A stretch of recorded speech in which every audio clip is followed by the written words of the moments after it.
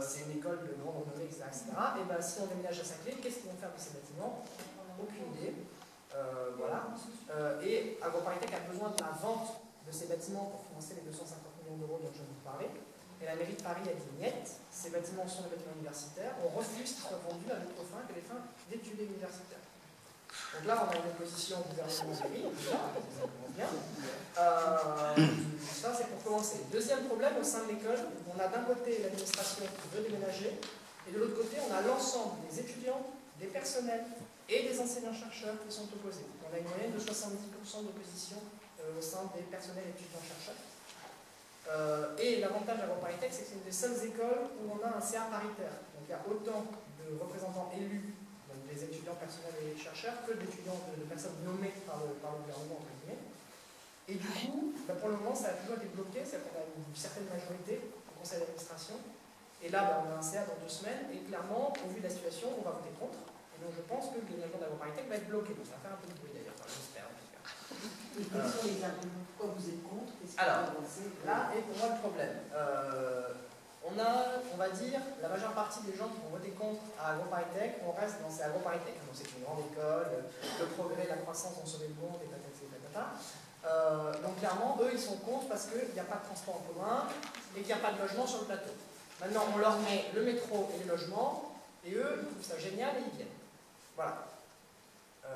Bon, moi je ne défends pas du tout cette vision-là, moi je défends autre chose. Je suis dans une école d'agronomie, hein. AgroParisTech c'est la meilleure école d'agronomie française, une école d'agronomie viennent bousiller je ne sais pas combien d'hectares de terre agricole pour faire un campus alors qu'on en a déjà un.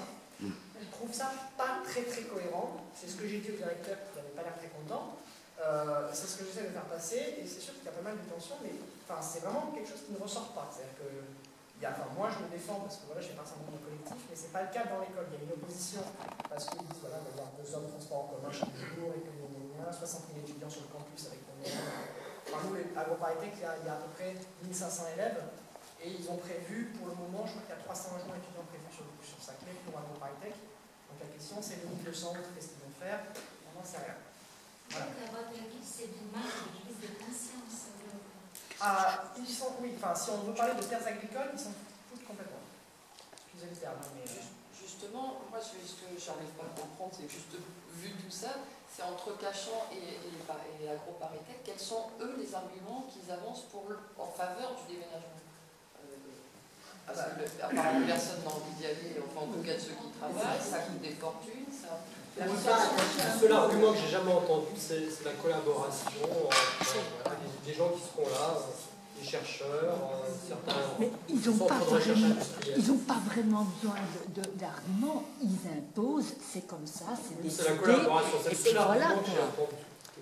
On parle de collaboration, on parle de visibilité, c'est vis-à-vis des classements internationaux comme le classement de Shanghai, où il y a plein de cabinets de conseil qui disent qu'il faut que les écoles françaises se regroupent pour être plus visibles au niveau international.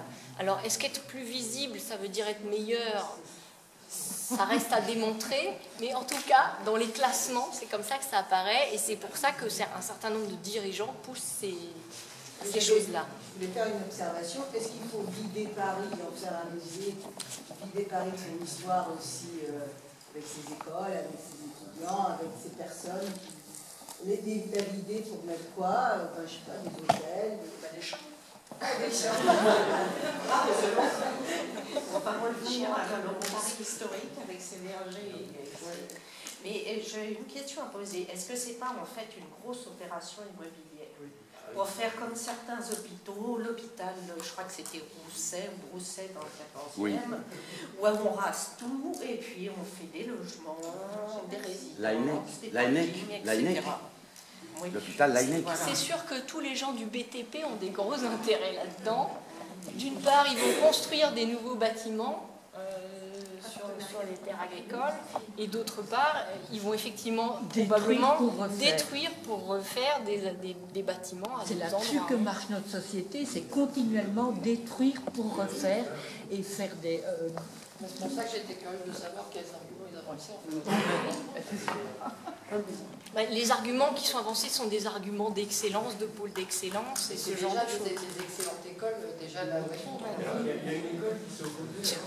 On a quelqu'un derrière qui voudrait poser une question, on va essayer de... Peut-être redonner la parole. Il n'a peut-être pas fini. Alors, encore une fois, je répète, au niveau des écoles d'ingénieurs, enfin, on est quand même dans des écoles d'excellence, etc. Donc on est avec des gens qui, dans la majorité, croient fermement au progrès, à la science, à la sauver du monde, ce genre de choses. Donc pour eux, un pôle d'excellence de type MIT, c'est quelque chose de fantastique. Donc encore une fois, je répète, hein, les critiques que ils font, c'est sur des aspects purement techniques de type logement, transport. C'est vraiment, moi, c'est une heure de voiture en plus, je ne suis pas content. Ça reste vraiment de cet ordre-là. C'est assez affligeant. Pas compris. Donc ça ira pas plus loin. Et juste, il n'y a pas de transport, il n'y a pas de logement. On reste dans le mur. Après, chez Paritech, dans 10 ans, quand les logements et les transports seront construits, ils sont d'accord. viendront. On verra. On verra. Peut-être. Quand ça sera sorti de terre, on verra. Voilà. On reconsidérera notre position. Et c'est ce qui se passe à l'heure actuelle à l'agro, c'est que quand moi je vote contre le projet, c'est pour une raison, mais quand les autres élus avec moi votent contre le projet, c'est juste attendons tranquillement 2030, on verra quand le métro sera construit, on verra tranquillement à ce moment-là, on verra si ça a marché ou pas. La pilule passera. Voilà. Une question, est-ce que les étudiants et les chercheurs et tout ça se trouvent à l'étroit dans les locaux à Paris en ce moment? Ce genre de réflexion? Alors, c'est un argument qui peut être valable pour certaines écoles, mais très peu. En l'occurrence, pour la Paritech, c'est l'inverse. Parce qu'à l'heure actuelle, si on veut, on va avoir la carte, montrer un petit quelque chose d'intéressant.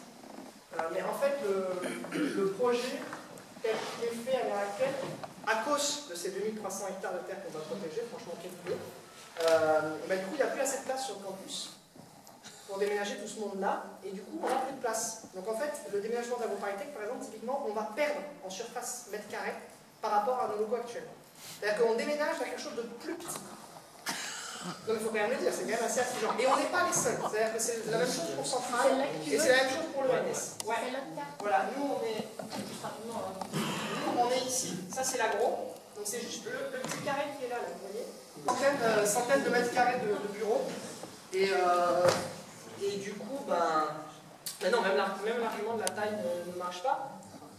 Après, l'autre argument disait du rapprochement des chercheurs, c'est aussi un peu une blague, puisque le rapprochement chercheur, ça se fait au niveau de la machine à café. Oui. Voilà, vous mettez des chercheurs dans un même bâtiment, déjà ils vont avoir du mal à se parler. Les mecs sur un campus qui fait 3-4 km de long, ça sert à rien. Les gens qui seront dans les locaux d'AgroParisTech, ils n'iront jamais voir leurs collègues à Polytechnique, que les 3 km ou 15, ça ne change rien, ils auront à prendre leur voiture, ils s'en foutent. Donc, même cet argument-là ne marche pas trop.